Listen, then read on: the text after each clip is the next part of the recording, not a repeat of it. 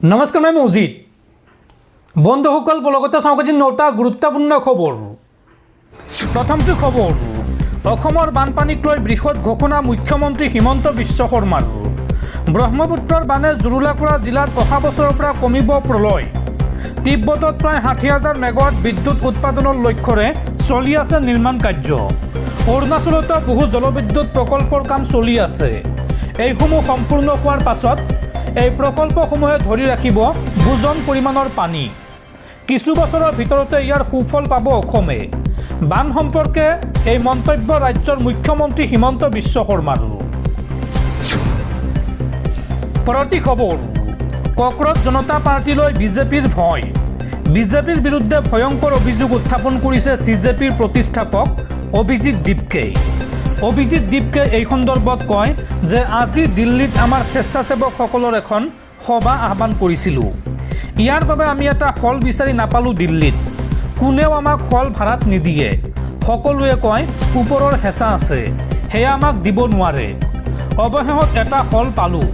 ভাড়া দিয়াৰ ৰচিদো আমাৰ আছে। আজি পুৱা হলটোৰ গৰাকীলৈ ফোন আহিল আৰু ভাবুকি দিয়া হ'ল আৰু ক'লে তেওঁৰ হলটোত যদি চিজেপিক সভা পাতিবলৈ দিয়ে তেতিয়া তেওঁক ওলোমাই দিব। এই সকলোবোৰ কৰি আছে বিজেপিয়ে। এই কামবোৰৰ দ্বাৰা তেওঁলোকে প্ৰমাণ কৰিব খুজিছে যে তেওঁলোকে চিজেপি তথা দেশৰ যুৱক যুৱতীক ভয় কৰে। বিজেপিয়ে যুৱ প্ৰজন্মক ভয় খুৱাবলৈ বিচাৰিছে যদিও তেওঁলোকে জনা ভাল যে দেশৰ যুৱ প্ৰজন্মই বিজেপিক এইবোৰ কামৰ বাবে ভয় নকৰে। এই মন্তব্য চিজেপিৰ প্ৰতিষ্ঠাপক অভিজিৎ দীপকেৰ। পৰৱৰ্তী খবৰ, জুবিন হত্যাৰ গোচৰৰ তদন্তক লৈ ডাঙৰ খবৰ। ছেপ্টেম্বৰৰ শেষত আদালতত সাক্ষ্যদানৰ বাবে অসমলৈ আহিব লাগিব ছিংগাপুৰৰ প্ৰৱাসী অসমীয়া আৰু ইতিমধ্যে আদালতত সম্পন্ন হৈছে প্ৰয়োজনীয় সকলো প্ৰক্ৰিয়া। দৰ্শকসকল, আৰু বহুতো গুৰুত্বপূৰ্ণ খবৰ আছে। তাৰ আগতে আপোনাক জনাওঁ যে যদি আপুনি এতিয়ালৈকে এইটো ভিডিঅ'ত লাইক কৰা নাই তেন্তে এতিয়াই ভিডিঅ'টোত লাইক কৰি দিয়ক আৰু এনেকুৱা ধৰণৰ ভিডিঅ'সমূহ নিতৌ চাবলৈ চেনেলটো ছাবস্ক্ৰাইব কৰি কাষত থকা বেলাইকনটো প্ৰেছ কৰি ৰাখক। পৰৱৰ্তী খবৰ, সমাগত 15 আগষ্ট স্বাধীনতা দিৱস আৰু স্বাধীনতা দিৱসৰ দিনটোত এইবাৰ অনশনত বহিব বিধায়ক অখিল গগৈ। 4টাকৈ দাবীৰে 15 আগষ্টৰ পুৱা 8 বজাৰ পৰা বিয়লি 4 বজালৈকে অনশনত বহিব বিধায়ক অখিল গগৈ। স্বাধীনতা দিৱসৰ দিনাই অনশনত বহিব বিধায়ক অখিল গগৈ। কি দাবীৰে অনশনত বহিব চাওঁ আহক। প্ৰতিটো বন্যাত্ম পৰিয়ালক 10 লাখ টকাৰ ক্ষতিপূৰণ দিব লাগিব চৰকাৰে আৰু মহাপ্ৰলয়ৰ আঁৰত জড়িত কাৰণ উদ্ঘাটন কৰিব লাগিব চৰকাৰে। দোষীৰ শাস্তিৰ বাবে CBI তদন্তৰ দাবী অখিল গগৈৰ আৰু লগতে সকলো ধৰ্মীয় অনুষ্ঠান, শিক্ষানুষ্ঠান, ৰাস্তা দলঙৰ পুনৰ নিৰ্মাণৰ দাবীৰে 15 আগষ্ট অৰ্থাৎ স্বাধীনতা দিৱসৰ দিনটোত অনশনত বহিব বিধায়ক অখিল গগৈ। পৰৱৰ্তী খবৰ, মৃত্যুৰ ভয়ে খেদিছে আমেৰিকাৰ ৰাষ্ট্ৰপতি ডনাল্ড ট্ৰাম্পক। বিদেশ ভ্ৰমণলৈ যোৱা আমেৰিকাৰ প্ৰেছিডেণ্ট ডনাল্ড ট্ৰাম্প ইৰাণৰ ভয়ত পলাই আহিবলৈ বাধ্য হ'ল। নিজৰ বিমান এৰি সামৰিক বিমানত উঠি নিজ দেশলৈ উভতিল মাৰ্কিন প্ৰেছিডেণ্ট ডনাল্ড ট্ৰাম্প আৰু এই সন্দৰ্ভত ৱাশ্বিংটন পোষ্টৰ বাতৰিৰ সত্যতা স্বীকাৰ কৰিছে ডনাল্ড ট্ৰাম্পে। ডনাল্ড ট্ৰাম্পে এই সন্দৰ্ভত কয় যে মই চোৰাংচোৱা আৰু সেনাৰ প্ৰতিটো কথা মানিছিলোঁ। তেওঁলোকে মোক নাটো সন্মিলনৰ পৰা আহোঁতে ইৰাণৰ সম্ভাৱ্য আক্ৰমণৰ পৰা বাচিবলৈ বিমান সলনি কৰিবলৈ নিৰ্দেশনা দিছিল।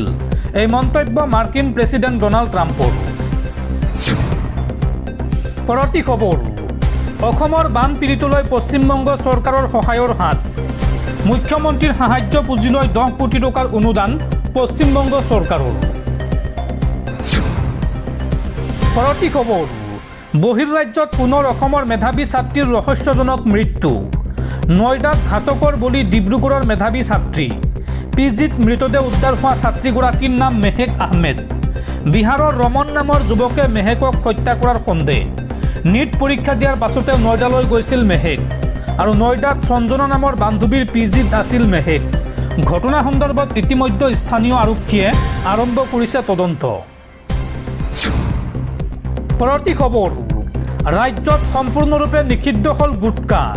নিয়ম উলংঘা কৰিলে ক্ৰেতা বিক্ৰেতাসকলো পৰিব বিপদত।